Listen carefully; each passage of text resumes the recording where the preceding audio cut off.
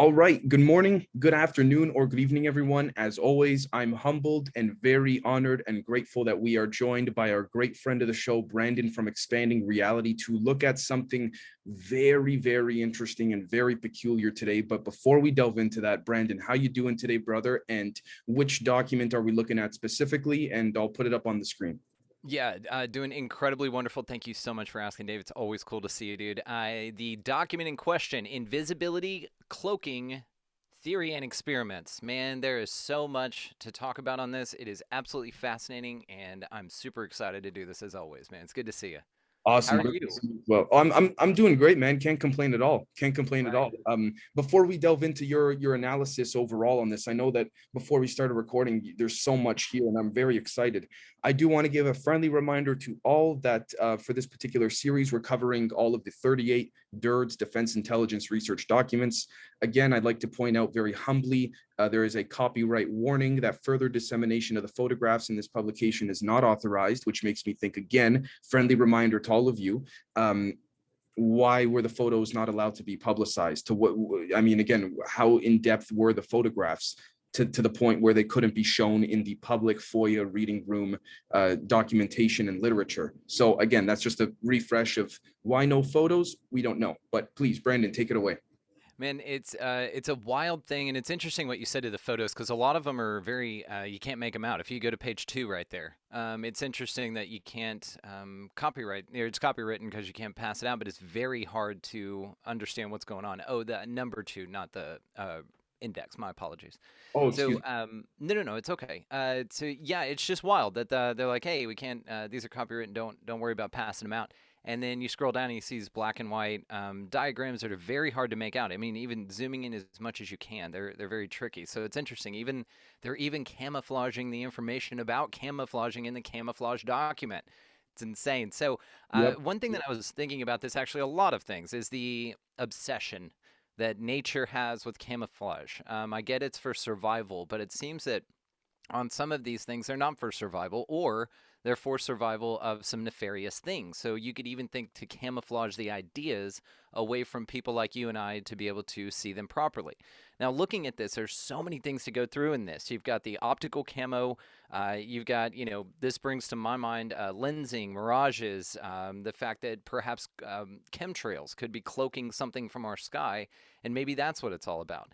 There's also sorts of the matrix is like the ultimate camo, right? This idea that there's a 3D projected matrix on top of this 5D earth if you subscribe to such a thing. But what it tells me is that there's a lot of screwy things going on here. There seems to be a lot of things that are hiding from you, and they're doing their best to do so. And so it's very interesting taking a look at this, even down to Fermat's principle, which is in the document, but it's something that I just kind of wanted to touch on here real quick. Now, Fermat's principle is also known as the principle of least time. So this is a link between ray optics and wave optics. This is the original strong form.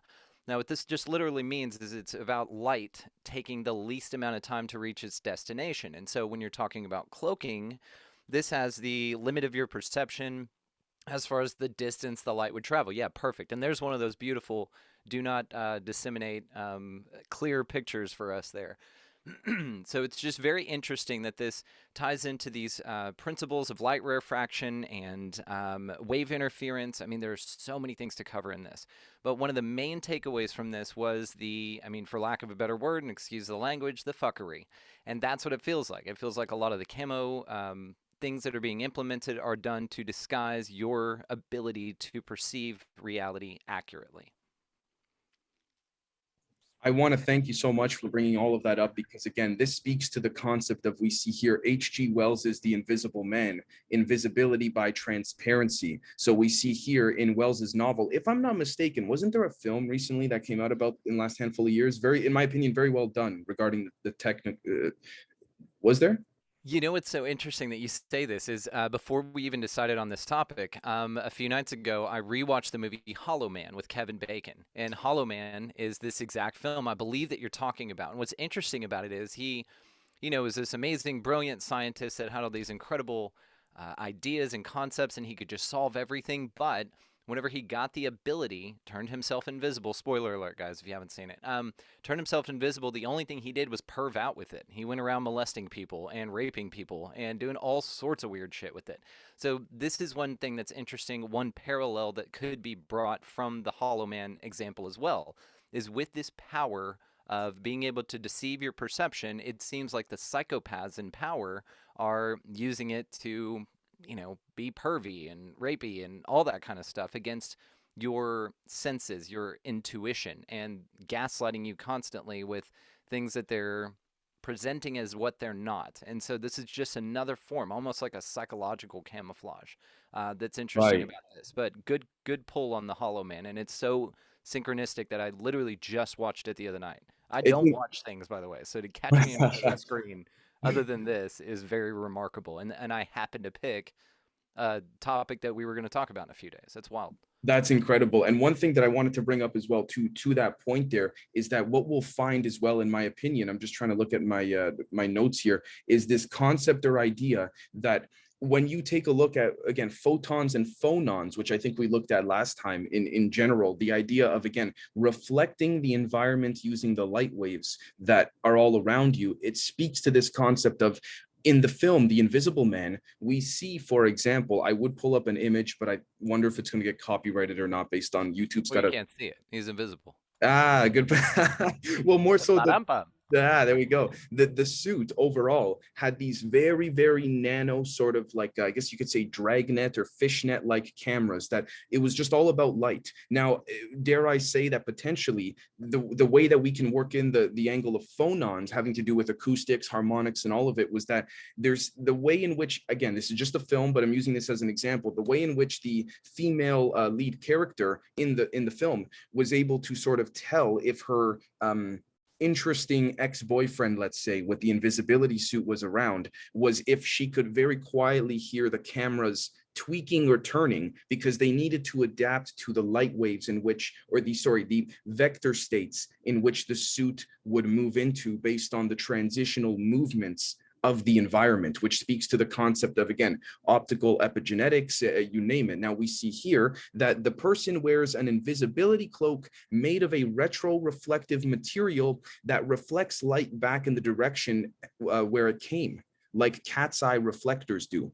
As the cloak carries the projected image of the background, the person seems to disappear, but surely the equipment standing around the person is clearly visible. Now, one thing I find interesting is that we're speaking about more of a hardware-based type technology. There seems to be this type of sort of, dare I say, organic method used that could be harnessed within us via, the pineal gland or something like this, that some people have claimed to have seen and taken pictures of pertaining to literally again, reptilian looking humanoids that have come in and out of, I guess we could say, I don't want to say stargates, but almost like doorways within the light spectrum, which speaks to this, to me, this confinement of they can step in and out to observe us. Meanwhile, there's this perception of that fluctuation of the particle fluctuations and the vacuum, the 0-point vacuum, and it's constantly coming in and out. There's constant ebb and flow within a confined light space, which speaks to me of, again, we see this image of someone peeking out.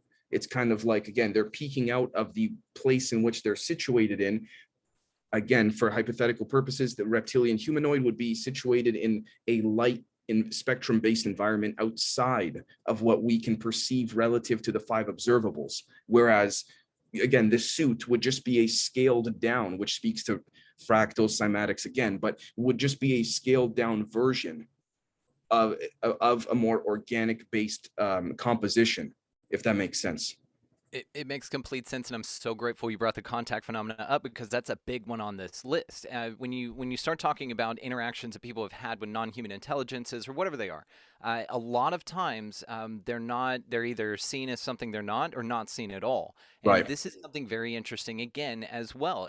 There's this cloaking type of necessity for them to either mask the way that they are or for them to not appear at all. You see this with ships, entities, all of these things. Now, this could be, again, like you said, some sort of technology, but it seems like more of an organic one. It seems like a more of a hijacking of your ability to perceive in your mind about how you actually look at the world around you rather than just disguising something in front of you. when it comes to the contact phenomena specifically. And I love what you said about they can pop in and out. And here's another thought that I had that I wrote down for us to talk about is the concept of our limited perception physically, like what our range of vision is. And so perhaps they know this, or perhaps it's even here on purpose as to not let us know that all these other things are going on for whatever reason. Either it's nefarious or we're just not supposed to have access to it. It's something hidden. It's something that we're not ready for yet, something like that. So we're supposed to learn what we can in the narrow band of information that we're given, and anything outside of that we don't have access to. Now, that's again for whatever reason.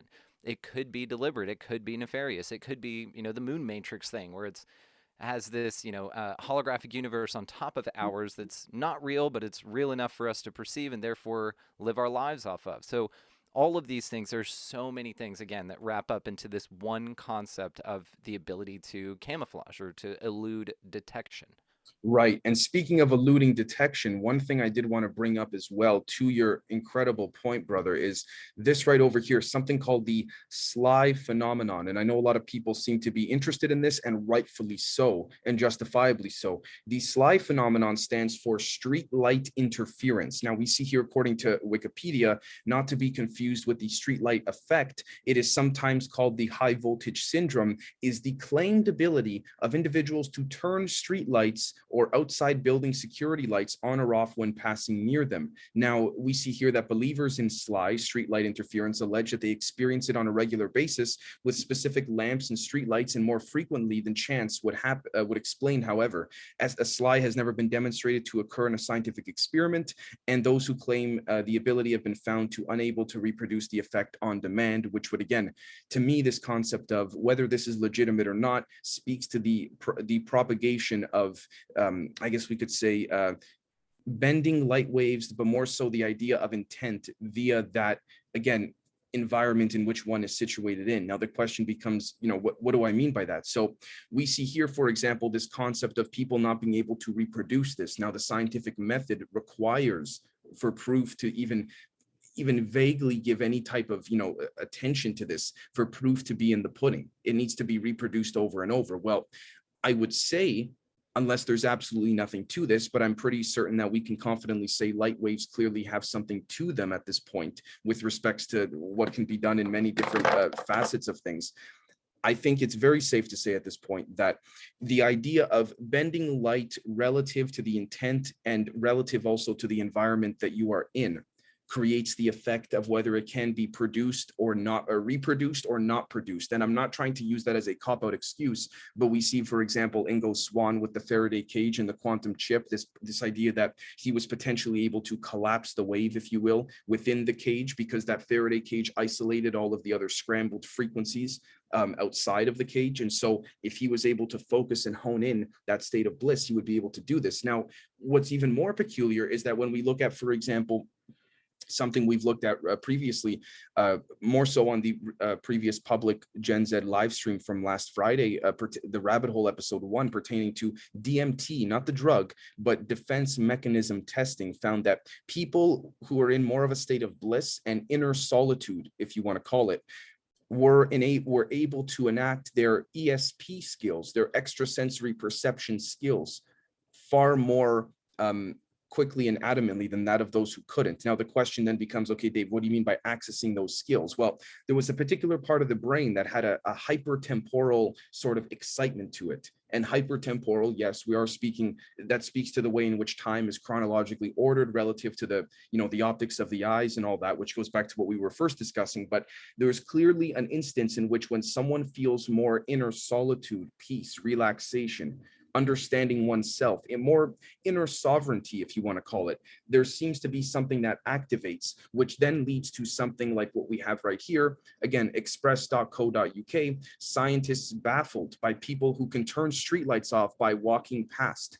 Again, it's quite interesting because this, to me personally, speaks to the concept of the, similar to that of the cloud busting type situation that Mr. John Russell, I'm not sure if you've had him on as well, but Mr. John Russell does a great job of explaining back in the day how the United States government made it illegal for someone to cloud bust, because for a number of reasons. I would dare to argue that would also give even the slightest substantiation to intent and telekinesis being a legitimate thing, psychokinesis, you name it, which then again speaks to the whole concept of, we could say, intent via sigils, regardless of what we would want to call that, whether a sigil or a, foundational board of intent-based manifestations, you name it. But there's clearly something there that the media, education, and other apparatuses do not want us to explore more, and so they can't prevent us from exploring it, so they kind of scatter the information, if that makes sense. It makes complete sense. And what you said about non-reproducibility, that is something that's been on my mind a lot, as far as the non-reproducibility of what we call a high strangeness phenomena, ESP, out-of-body experiences that you can validate, right, through exactly what you well articulated with the scientific method there. Now, what's interesting about this too is just zooming out just one level, you can then maybe draw the conclusion that it's done on purpose, that basically the idea of non-reproducibility for things in the high strangeness phenomena is a camouflage in itself. It's a camouflage for verification.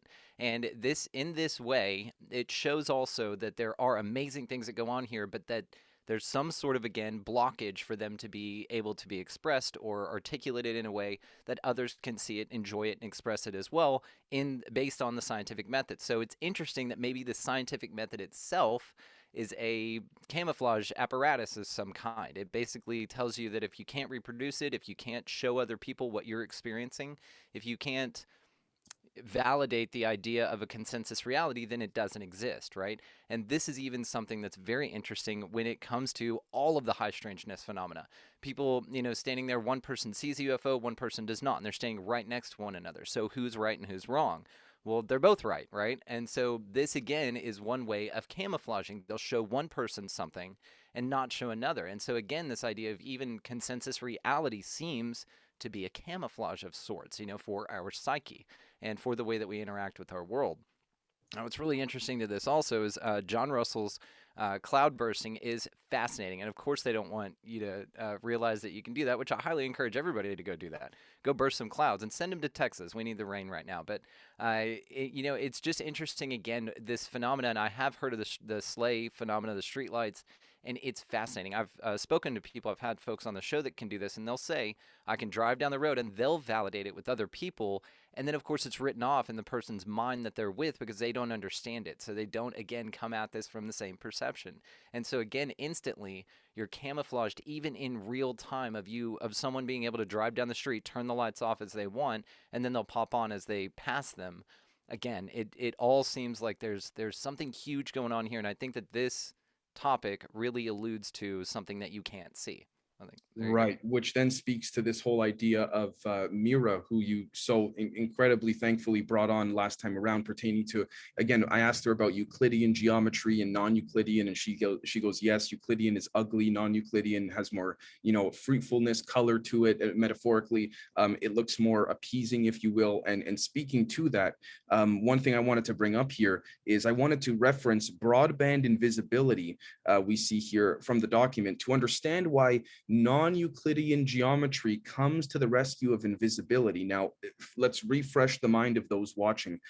We see here, this is Euclidean geometry, which is straight, right angle, lines, vector states, all of that. And that speaks to the idea of, again, string theory, this we could even argue superstring theory in many different regards, but going back to the concept of straight lines. Now, non-Euclidean geometry are these two here, this one on the far left and this one on the far right, elliptic and hyperbolic, which then speaks to, if we were to apply these lines to a space-time metric grid, to what extent could this occur? Well, we could see here that we would have, for example, a curvature in 2 dimensions.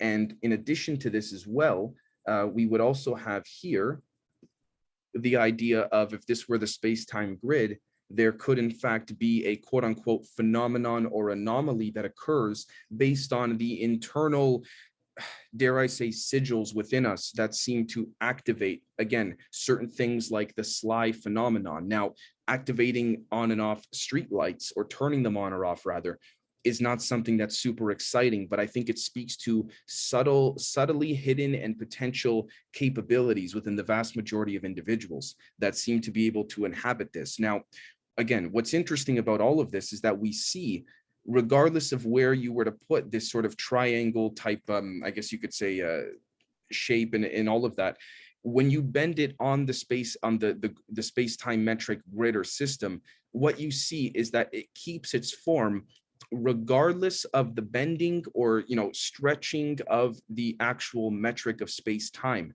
So if we were to apply that in the sense of us viewing it in this regard, we view our reality as, again, something linear, straight, you name it. It doesn't have to be temporal or time-based, but if we were to view an event in the same regard, then fold into a different type of uh, I guess you could say optical visualization, I think we would have what in the Spider-Man No Way Home film, sort of like the mirror dimensions with Doctor Strange, we would have a lot of bending and things like this. And I think there was a point in the film when Spider-Man had realized that the mirror dimensions were just comprised of I think fractals and mathematics and things like this, and he was able to defeat Doctor Strange by trapping him, realizing that the mirror dimension was comprised of non-Euclidean geometries. Once he figured that out, he was able to, again, harness the archetype of that mirror dimension to be able to genuinely to mess with him. And so what we see here is that to understand why non-Euclidean geometry comes to the rescue of invisibility, we have to see consider the following two-dimensional example. Imagine a virtual space made up of a flat space, a sheet of paper, and a curved space, the surface of a sphere. The two spaces touch at one line. Consider the fate of light rays in this two-dimensional virtual world. Light rays would either pass the sphere or enter through the connecting line, the surface of the sphere, whereupon after one loop, they would continue in the same direction as they entered, as if the tour on the sphere had never happened. The sphere is invisible. It shows only as a time delay of the light ray. Although the sphere is invisible, it does not make something else invisible yet. However, this is easily arranged. Imagine a mirror around the equator of the sphere. The ray bounces off at the mirror, but after another bounce, it is back on track. A mirror in this curved space reflects light back to itself. The mirror creates the illusion that the light performs a full great circle, whereas in reality, it stays on one hemisphere. The other hemisphere is hidden. Alternatively, some lines on the sphere are never crossed by light rays. Such lines can be opened like an eye. The space they enclose is hidden from sight. And I think this also speaks to the idea of photons not de-exciting, staying excited within a cavity frame or space. So I think as well, when we look at, again, the diagrams here, A, B, C, or D, we see this optical illusion that seems to give the perception that one is going into some type of, let's give an example. Let's say the Invisible Man suit, we had it, and we just so happened to time the suit to go invisible right as we walked up to a wall. If timed aptly and correctly, it would appear to others we were about to walk through that wall, when in reality, we just made our suit invisible and we just stopped right in front of the wall. So it would be the same idea, in my opinion. Is anything you want to jump in on, Brandon? Absolutely brilliant. I love the wall analogy. And if you look at this, the graphic C there, that just reminds me of the lens of an eye. And so it seems that, even the way that we perceive our world could be this way. Again, it could be an intentional hijacking. It could be just something that's built in that we, haven't really, pun intended, looked at yet. But it looks like whenever, and again, and I'm just going to represent everybody here by just saying flat earth people argue this because the way in which our reality is perceived can be perceived in both models. You can put it on a flat plane or you can wrap it around a sphere. And again, this is where contention comes in, right? But with this, when I'm looking at this, what I'm thinking is again, like your eye works. It works by bending light, by wrapping around, and then it comes in backwards, and then your mind flips it upside down, or right side up rather. And so again, it's even the way that your eye takes in light seems to be misleading, for the best word possible on that. Right. And also, I think this is a very nice diagram that I didn't even have pre-planned, but I think is very well in describing here what we see as this would be Euclidean geometry on the left, diagram A, and this would be non-Euclidean on the right, diagram B. Now, what's interesting is that a lot of people who claim to, when they take psychedelics, they claim to see potentially the I use this word loosely and carefully for the audience, the simulation, or rather I should say the archetype or potential substrate of what we're within. being inhabitant of this right over here. People have told me privately and even on the record, Dave, it looks like, yes, it's sort of like a gear, but more of like a fluid type of gear, which speaks to photons, phonons, and again, scalar waves and scalar commensurability. So that also would speak to the idea of, we could say, for example, non-Euclidean geometries being the source of a lot of the archetype, and then the Euclidean geometries being the sort of not top, but upper layer, upper relative to, again, surface level science relative to where we are today.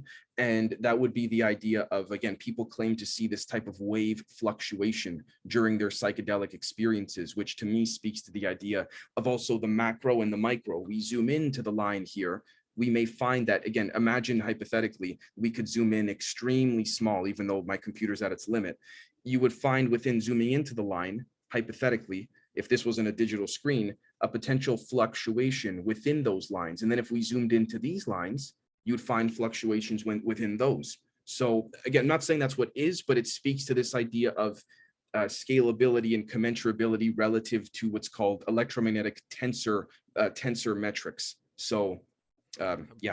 Completely. And I love that you brought up psychedelics, because I'm a psychonaut as well. So I have observed this phenomena. Now there's two different ways to look at this. Either psychedelics are kind of like a cheat code to this place, and they show you the real reality, and that actually your senses are all dulled, because that's one thing that you receive with psychedelics when you're on that, when you're having that experience, is an overload in the data input. Your eyesight is much more crystal clear, and it's better. Your hearing is better.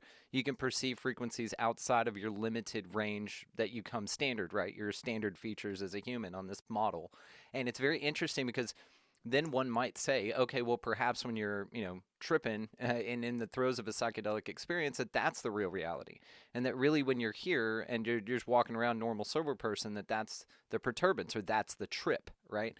And so it kind of, it just, again, depends on the way that you look at it. But yes, I think that psychedelics offer a great key, that there is something massive going on here that you do have access to if you choose to partake in that. Now, not a lot of folks do that, but the ones that do have access to higher concepts, man, especially like people that, if we're just talking psilocybin mushrooms here, you're very apt to take care of nature. You're very apt to want to tell people about it. You're more connected to everything. And this is just an inherent byproduct of the experience itself. You feel like you feel like the illusion's been dissolved, and that you're not seeing camouflage anymore, that the camo is gone, or these optical mirages that are just placed in front of you all the time, and that in that psychedelic experience is when you see the true reality. Now, again, this is just a perception thing. This is just kind of one of those things, but when you alter your perception, especially that way, it seems to just have such a tremendous eye-opening effect to the possibilities of this place.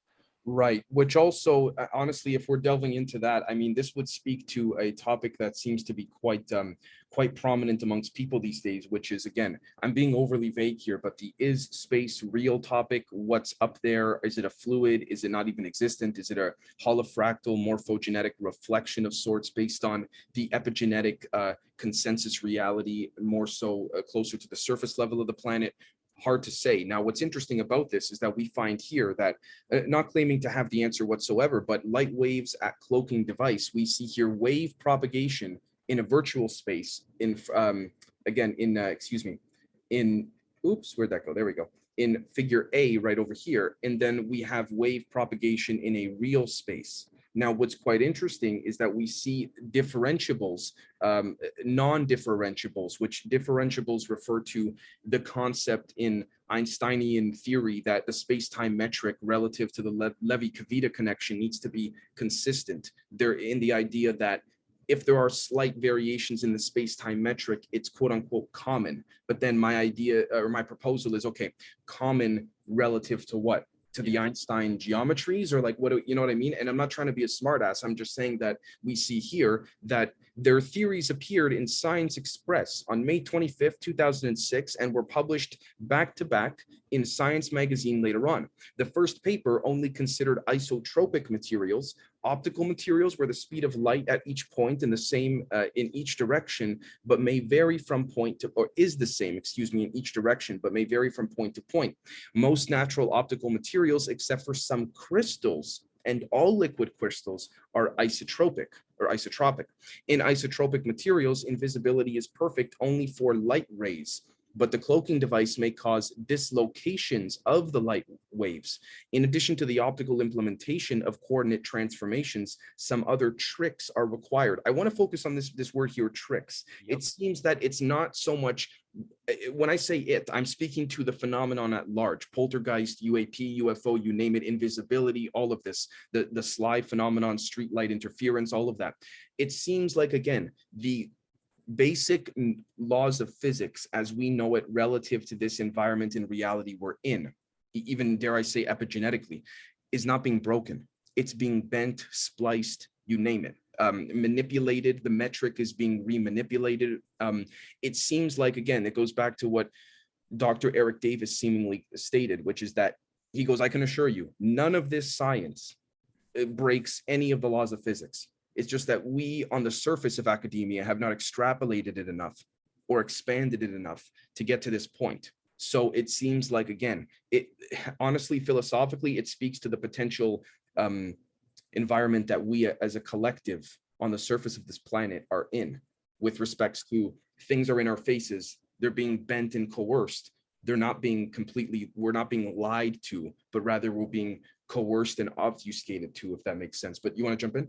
Dude, completely. And I love this because of the tricks, that word especially, but also with the liquid crystals. Now, it's very interesting as I'm thinking of Mike Ricksecker. Had him on the show, and he was talking about that mainly ghosts and aberrations will appear in humid areas. So that's very important, that you don't really find them in dry, arid areas, but really humid areas where there's a lot of moisture in the air. That's when they're able to appear, or that's when you're able to see them. So perhaps, again, maybe this matrix, or maybe this state of things at this hyperactivity that we're in, this high vibration, it cloaks things from your ability to perceive. But again, with these liquid crystals, with water, it's very important.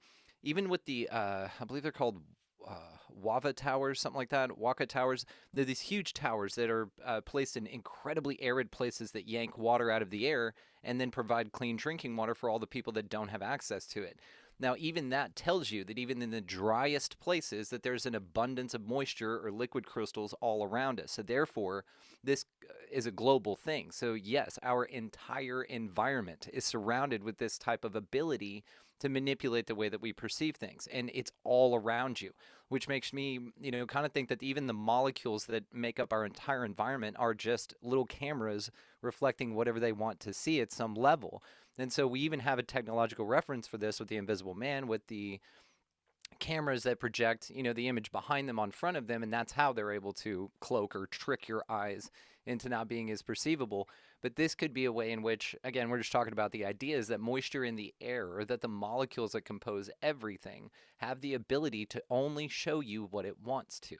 And this is also why you can, like, let's say, read a book, and you come back to the book years later and you're like, I don't remember reading this at all. It's new information, but it's something that you missed the first time. And so perhaps the environment just constantly refreshes, if you want to put it that way. And man, I've thought about this. The observer principle. If you're not looking at it, it doesn't exist technically, right?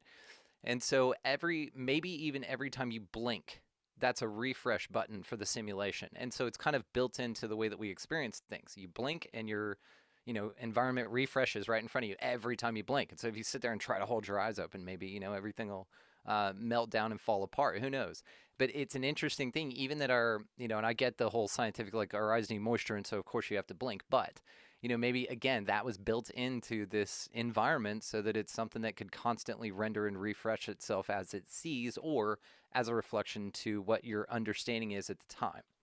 Wow. Okay. Well, I want to thank you for giving me a couple different ideas here pertaining specifically to that. So one of them is, I would like to jump to this image here again. I would like to ask the audience to envision for a moment that, let's say, for example, in figure A, you have essentially dropped a rock into, let's just say, you've dropped a rock into a pond in, let's just say, a video game, Grand Theft Auto, something like this. Not that you can do that, but again, just for those in the audience, just bear with me for a second, indulge me, please. We see here, imagine your character drops a rock into the pond in Grand Theft Auto. it is more than likely, granted that, you know, the code is getting quite sophisticated, which then speaks to the simulation hypothesis, but putting that aside, that the water will not ripple in a quote unquote cymatic fractal effect relative to its environment around you. It'll just fall into the water.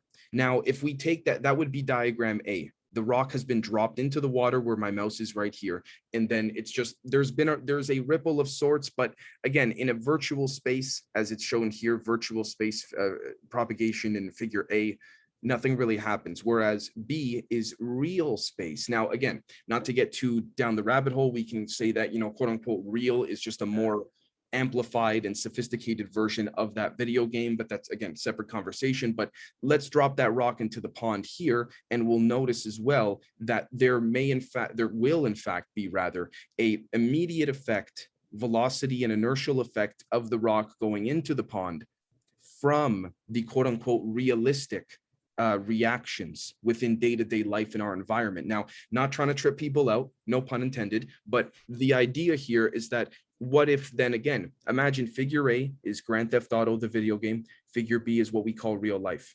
Well, what if Grand Theft Auto has not been coded as sophisticated enough yet to inhabit the same similarities as real life? The reason I bring that up is because, to your point, Brandon, we take a look here. I don't care if it gets copyrighted. It just means I won't be able to monetize it, I think.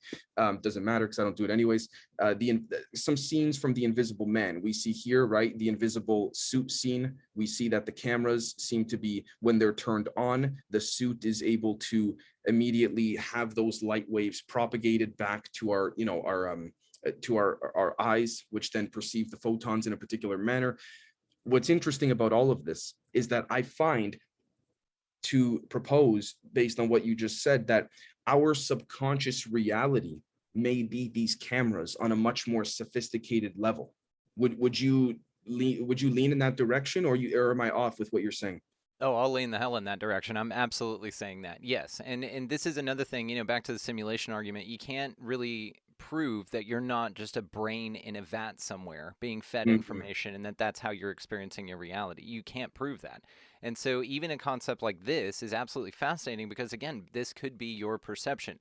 And now if you think about it, each one of those little cameras that make up your entire reality, you could say, are an experience or a lifetime or another little fractal universe in itself, and that's what makes up the totality of your body. And then let's say you scale it up, and whatever is the source of this, the architect, whatever it is, God, that really it's made up of all of our perceptions as well. And kind of that's what the unity consciousness thing tells us. This is just a very good, and pun intended for the camouflage episode, way of viewing it. It's just a way of looking at it differently.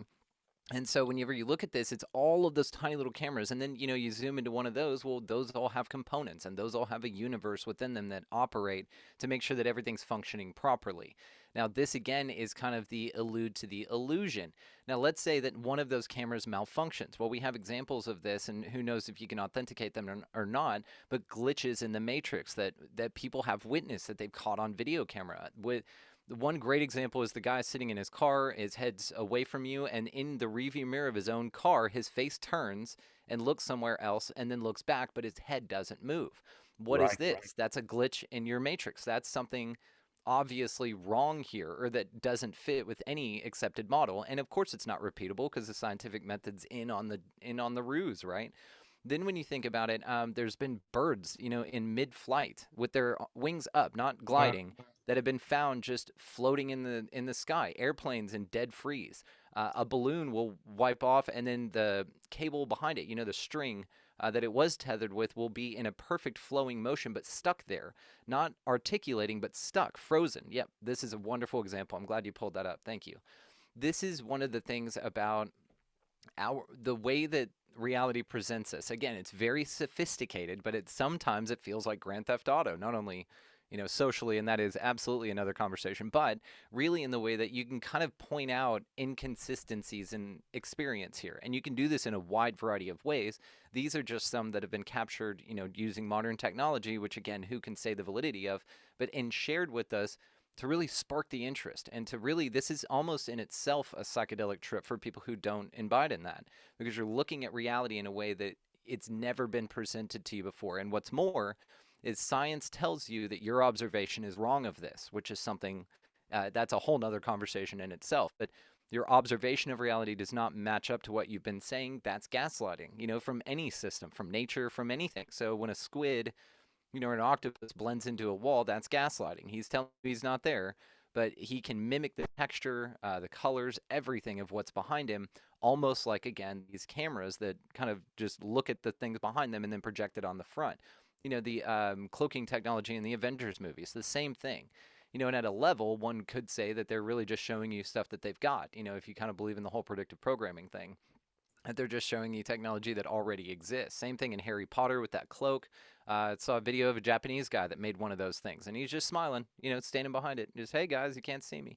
And then I'm thinking of that old video that went around a few years ago of these shadowy, you know, let's call them like predator cloned type humans that were running up to a tank and doing something and then ran off, right? Do you remember seeing this thing? And there were Yes. two little shadowy figures, and you can catch them on infrared, which is what they did in Hollow Man. So you can't necessarily cloak from everything, but I don't have infrared built into the cameras that were given to me on this vehicle. So that's just something I'm going to have to rely on technology for.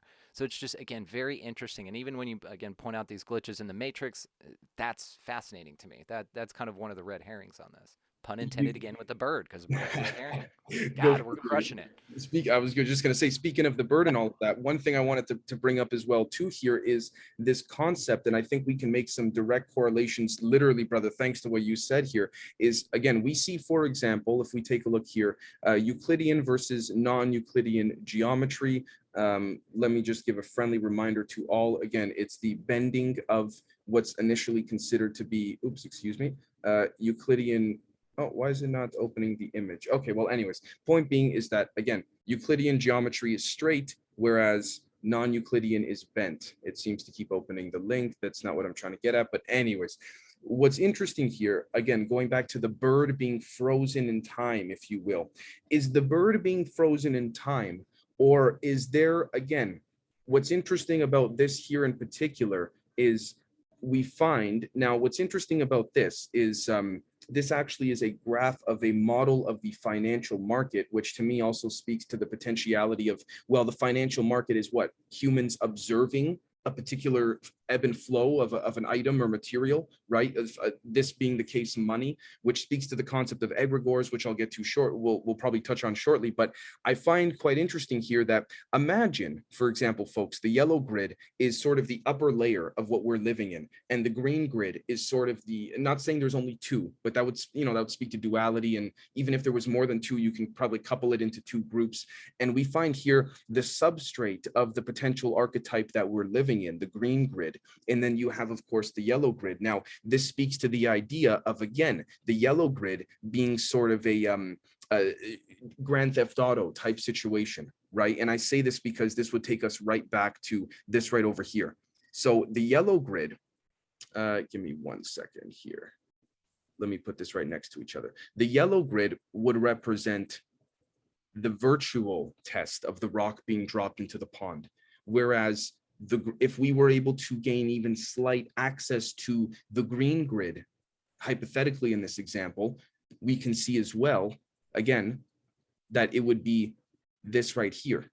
Yeah. It would be seeing more of what potentially is. Now, the question then becomes, who am I to say what is or isn't, which speaks to this idea of, again, collapsing the wave, finding that center point between either the two spinner states here, as we see a spinner, support spinner, or between the two grids, regardless if we go vertical or horizontal, we find that it comes down to going back to that Planck scale, which speaks to the concept of, time fears the pyramid and all of this. But more importantly, I wonder if seeing past the yellow grid, potentially having to do with the age of Aquarius, where the frequencies lighten up. And what I mean by that is sort of like if you're sleeping in your bed during the wintertime, you're going to have more, for those that experience the cold and all that, depending where you live in the world, you're going to have more blankets over top you during the winter because you can feel the cold more easily. Now, imagine you only had one layer of blanket over you during the winter. You'd even with your windows windows closed, it'd be freezing cold.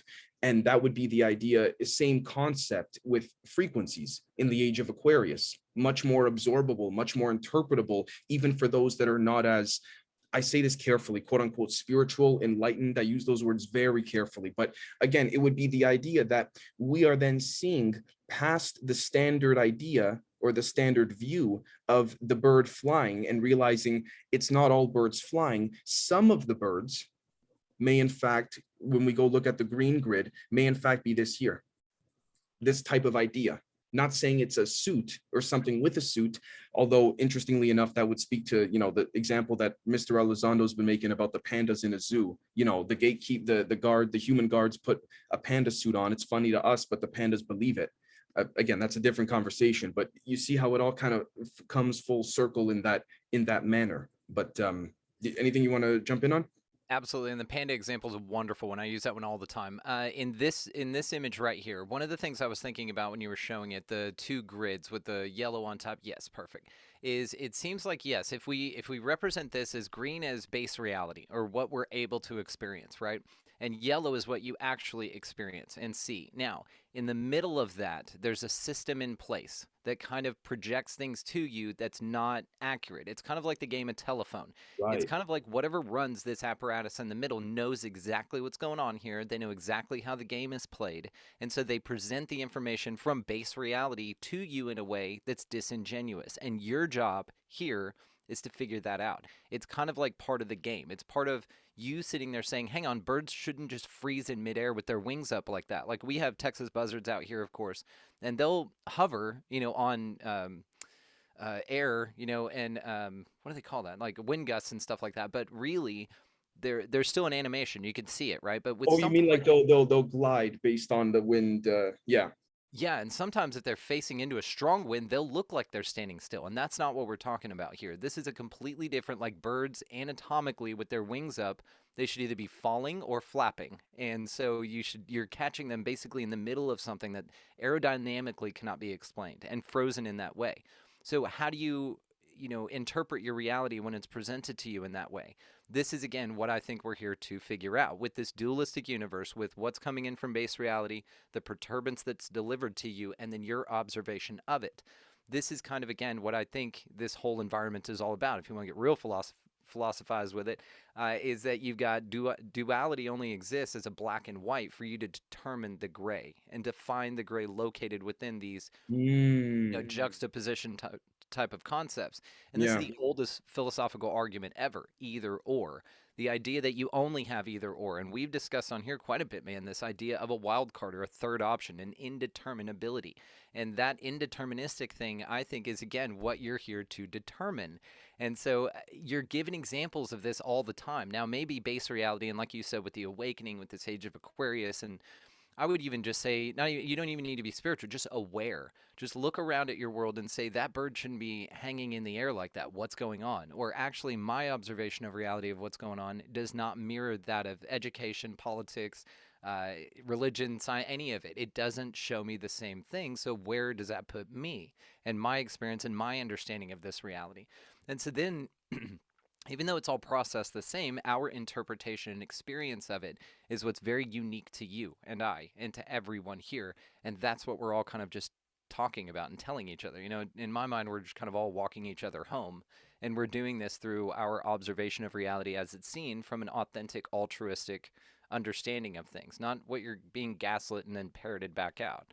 Speaking of observation of reality, and man, we this, I just got to say, not to pat ourselves on the back, but to pat ourselves on the back. This, I love when you come on the show all the time, and I'm sure the audience does too, because if it wasn't for you, I wouldn't have thought of this, which wouldn't have led me to what I'm about to show right now. So thank you, Brandon. We Well, see let's pat here. away. We're crushing this, dude. We're a killer team. We're a killer team. Absolutely. We see here that, again, the fundamental problem in this DIA, this Defense Intelligence Research document, is that the fundamental problem pertaining to optical metamaterials made of nanowires is that this is quite peculiar. The demonstrated microwave cloaking device only works correctly for microwave radiation of a specific frequency or wavelength, right? Which speaks to extremely low frequencies and how people, again, potential, I want to say potentially targeted individual or TIs, or doppelgangers or things like this could have occurred in the past potentially. And the processed optical cloaking device would also work for just one frequency, and that is for only one color.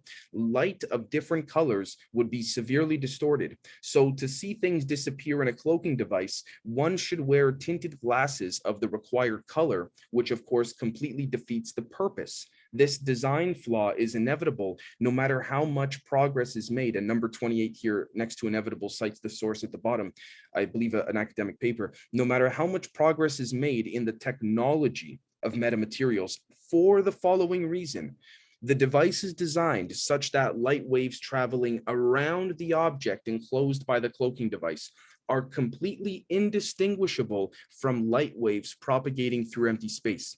This is achieved by implementing the coordinate transformation shown below in figure 17. So again, the idea would be, this also speaks to the pine cones kissing, if I'm being honest, with, Salvatore Paez, Mr. Winter, all of it. But we see over here that, again, the bending around, sort of like when you have a river flowing of water, you put the rock in the water, the rock doesn't do anything to the water bends around the rock.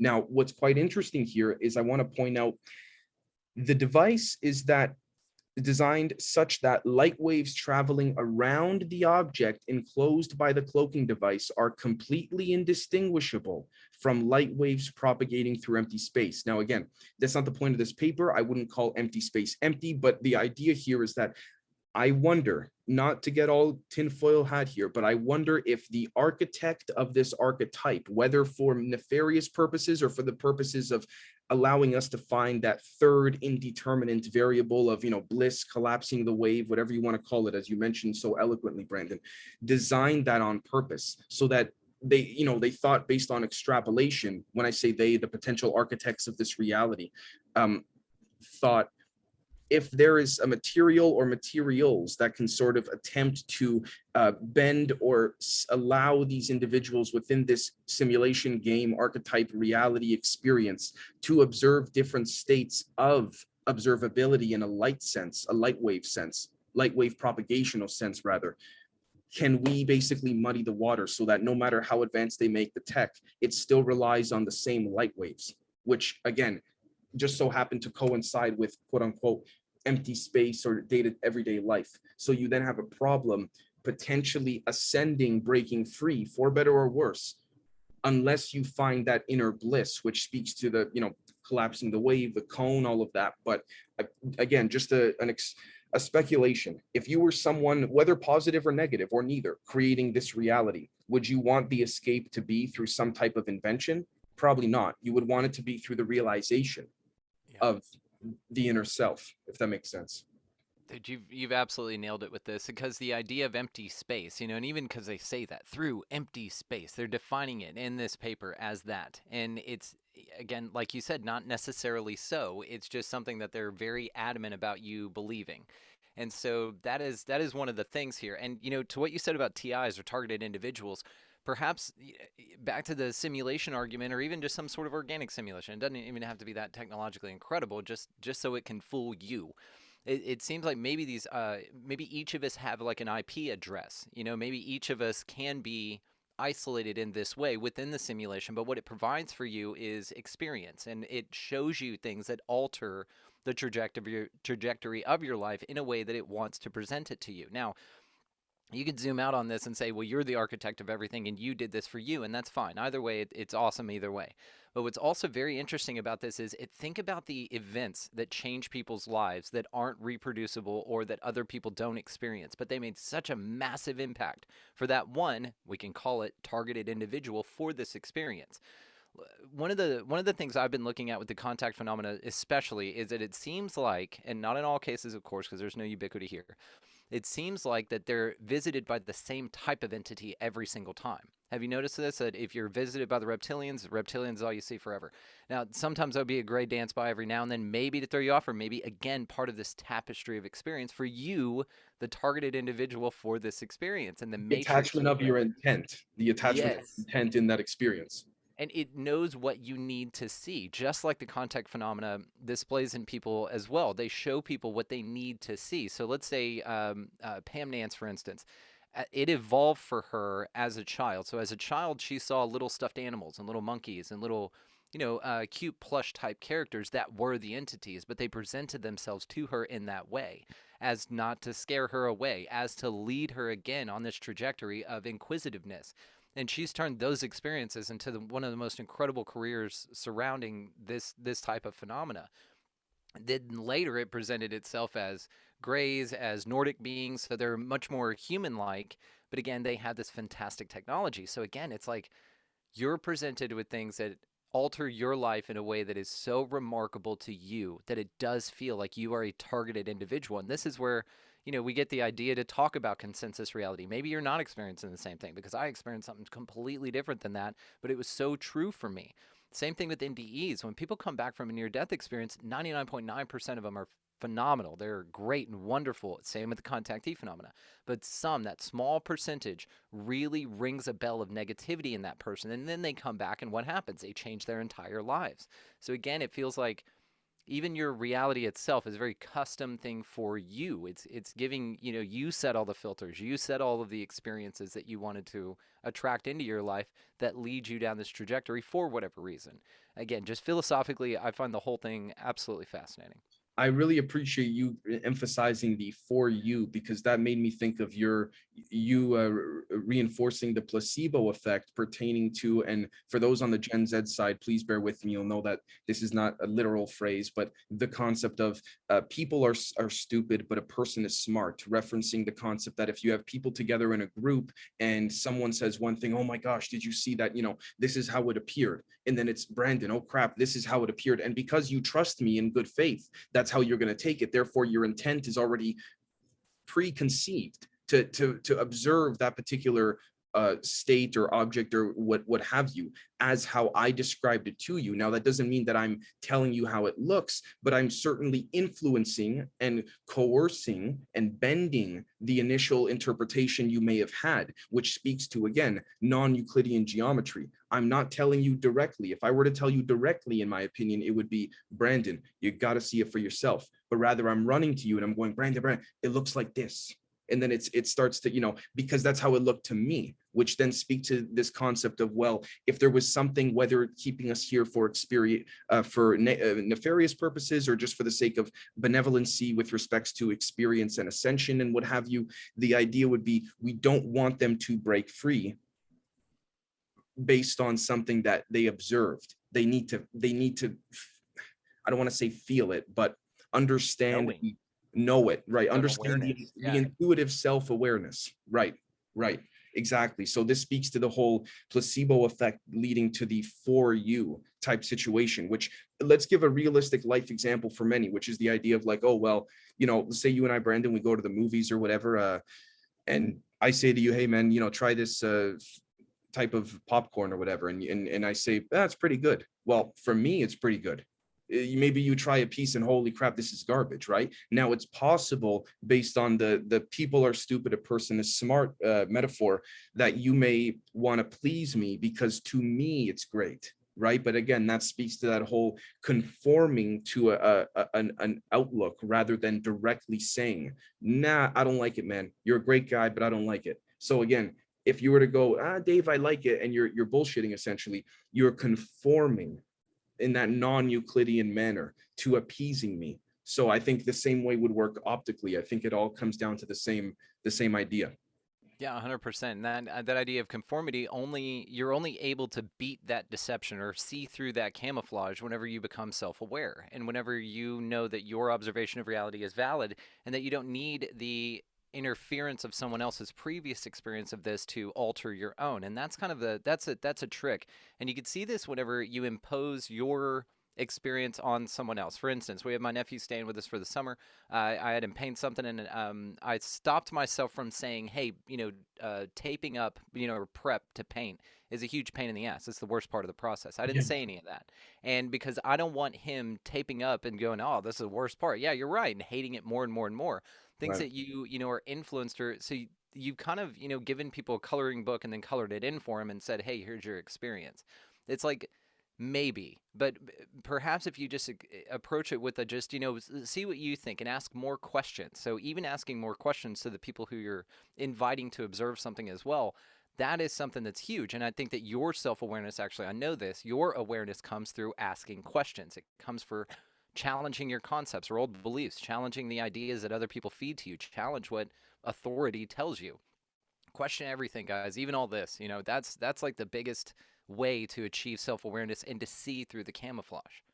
I would encourage those listening or watching to say, what Dave and Brandon are saying may in fact be wrong relative to how I'm interpreting it. And again, we love for you guys to comment, whether it's on Brandon's side of things or on my side of things, in the post below, the what you guys think. But what do you think, Brandon, about wrapping this up? Just because there was so much that we covered here in the past 45 to an hour.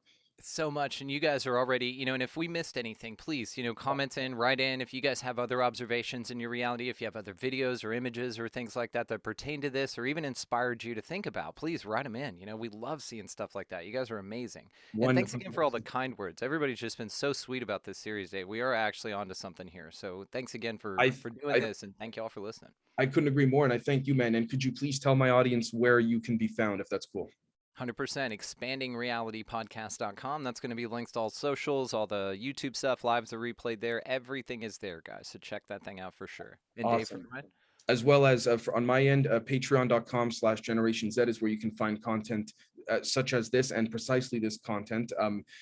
In addition to as well at Podcast Z on Twitter, Generation Z Podcast on Instagram, no space, no capitals, and of course, Generation Z ZED podcast on Apple Podcasts, Podbean, Spotify, and of course YouTube. And I want to thank everyone for coming out, and we'll catch you all for the next episode in this incredible series. Thank you again, brother. Thanks, guys.